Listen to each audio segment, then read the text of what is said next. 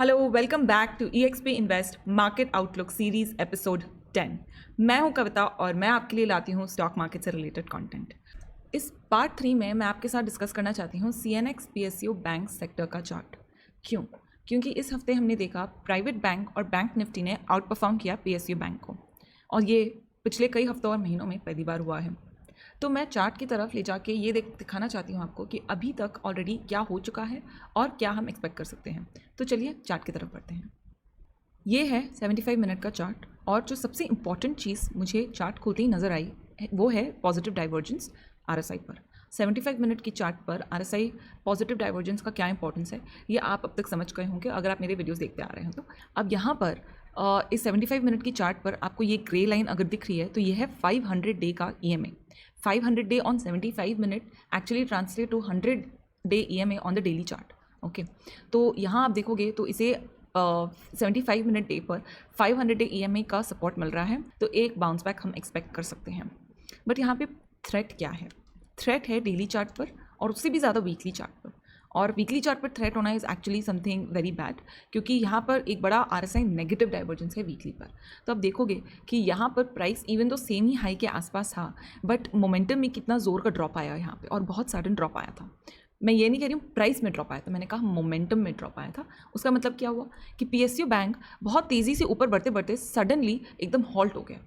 क्यों हॉल्ट हो गया? क्या हुआ यहाँ 4500 के लेवल पर? जूम आउट करके देखने से पता चलता है कि this is actually a very important resistance zone.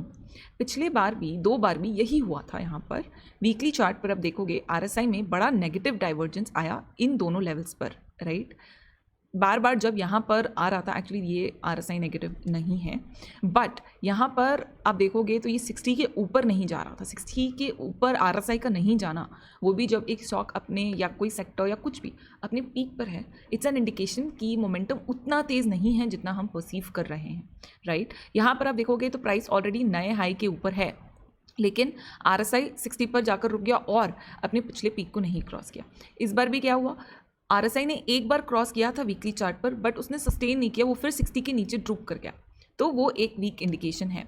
तो मैं ये कहूँगी कि अगर इस हफ्ते आप PSU सेक्टर में पोजीशंस बनाना चाहते हैं तो लॉन्ग टर्म पोजीशंस ना बनाएं, छोटे पोजीशंस बनाएं और कम ड्यूरेशन के लिए बनाएं, इन एंड आउट पोजीशंस बनाएं, ताकि छोटे प्रॉफिट्स हो आप उसे बुक कर ले। स्टॉप लॉस ज़रूर मेंटेन करिए। देखिए, अगर यहाँ PSU समझिए आप किसी भी PSU स्टॉक में पोजीशन लेते हैं तो सेक्टर पर नज़र ज़रूर रखिए। अगर सेक्टर चार्ट ये 3700 के लेवल के नीचे जाता है तो पोजीशन को 100% डंप कर दीजिए।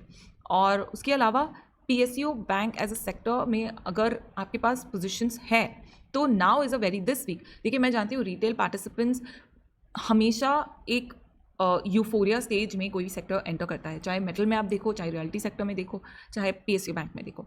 जब यूजुअली देखा गया है कि जो रिटेल पार्टिसिपेंट्स हैं उनकी सबसे ज़्यादा एक्टिविटी ना इस लेवल पे रहती है, यानी कि रैली के बाद।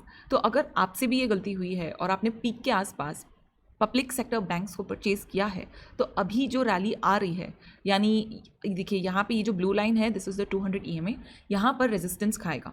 तो वहाँ पर आई वुड स्ट्रांगली सजेस्ट कि आप अपने पोजीशंस हल्के करके निकल जाइए।